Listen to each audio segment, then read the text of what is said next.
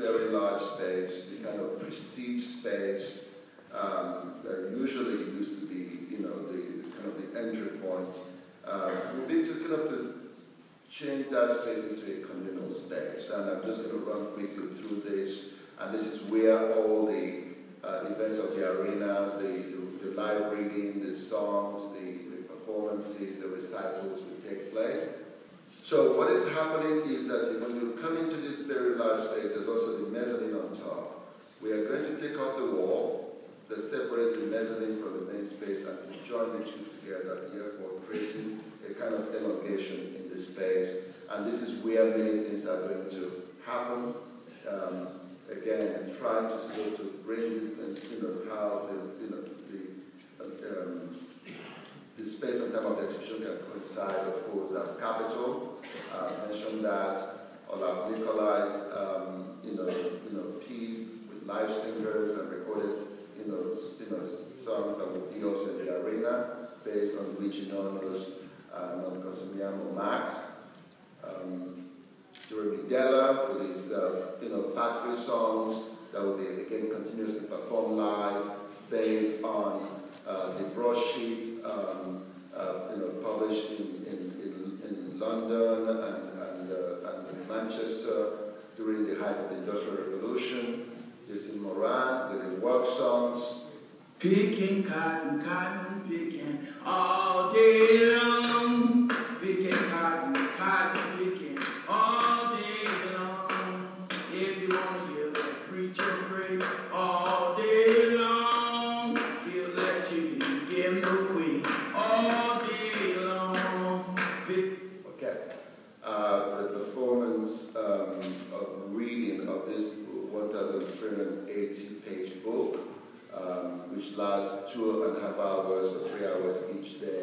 There are about 300 books that this Joanna Hadji's and Alicia Resch from Beirut will present.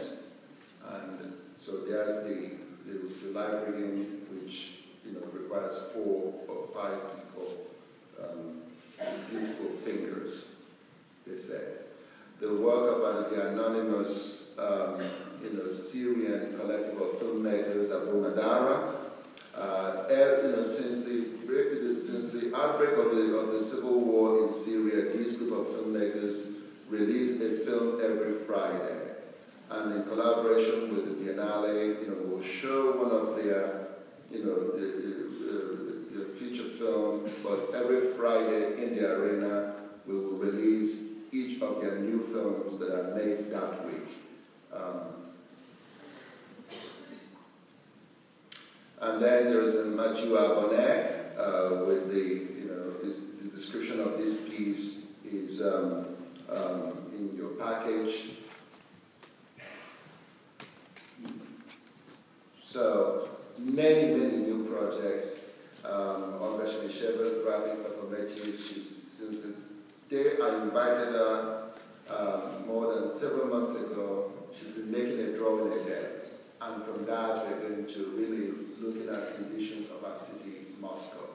The drawing a day, and so we'll see what the result will be. These are some of the, so she sends this to us periodically. And the work of the Egyptian artist, activist, Inji Eflatun, deceased, who emerged in the 1940s, a communist who went to jail from 60 to 64 in the prisons of Gamal Abdel Nasser, and grew up from coming aspect, kind of making only these kind of very almost lyrical, things that seemingly seem non-political. So we're going to gather a number of Eflatun's, paintings, here. Isaac Julian, Capital, Thomas Gershon, a new piece that will be Sansi Kambalo from Malawi, Marcel Brotas, the Chardin d'Hiver.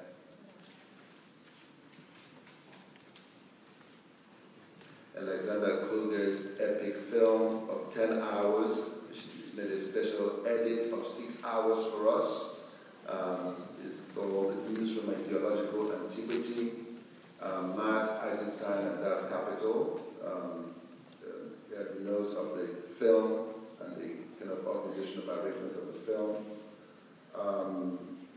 Madhu Suhanan, an artist from India, based in Kerala, with a series of drawings of the Mass Archive, and a new piece is making especially for the Biennale, the Penal Colony. Gonzalo Mabunda from Mozambique, Walker Evans.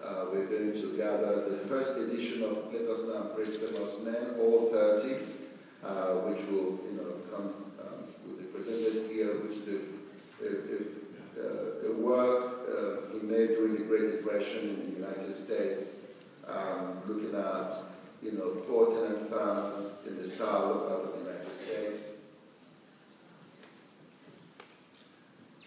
New works of Gallagher, Earth's Creation from Emily Kanek in Warea. Here she is making the painting in the Australian bush. She started painting when she was 80. Umababa, series of new sculptures and drawings and photos and collages. Wakeshimoju, Teresa Burger. Again, I'm really interested in a number of episodes, and I think so with Gursky, we're looking at this. There are two things that are very interesting. Eisenstein had said that it's one must not photograph the stock exchange because it's impossible to represent capital.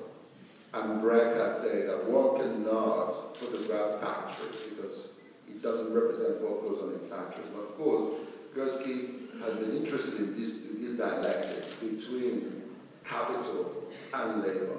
This relationship will be explored through a number of selections of his work in the exhibition. Diaries by Peter Friedel. So you can see some artists have a few different works in the exhibition that will be distributed both in the Central Pavilion and also in the Arsenal.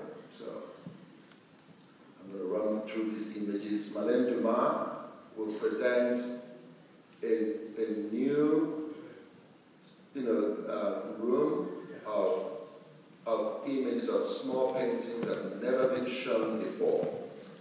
She's been working on these paintings, not what you're looking at. She's been working on these paintings for a number of decades. She always makes them when she feels despair, anger at the world, or doesn't know what to paint. And it's a recurring material, about 50 or 60 of these small paintings that will be in the show. Not these ones. Rosa Barba.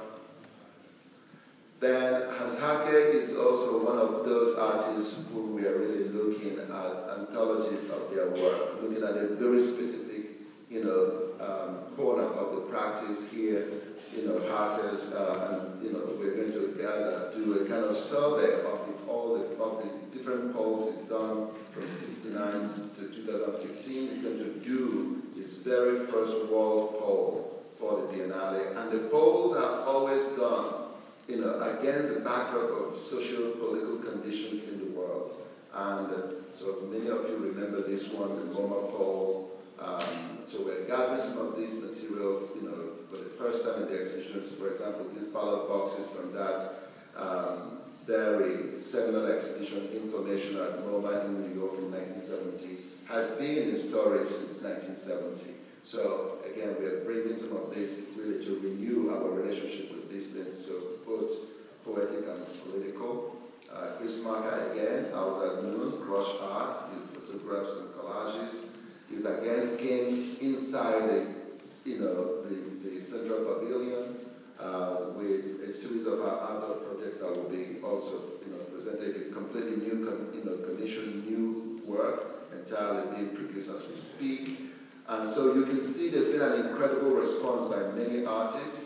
The same with Glenn Ligon, who's making a series of new silk screen paintings that will be also there. Then Fabio Mauri again, with a work that was first presented in 1978 Venice Biennale, which we're going to bring back here. Also has an audio piece. Adrian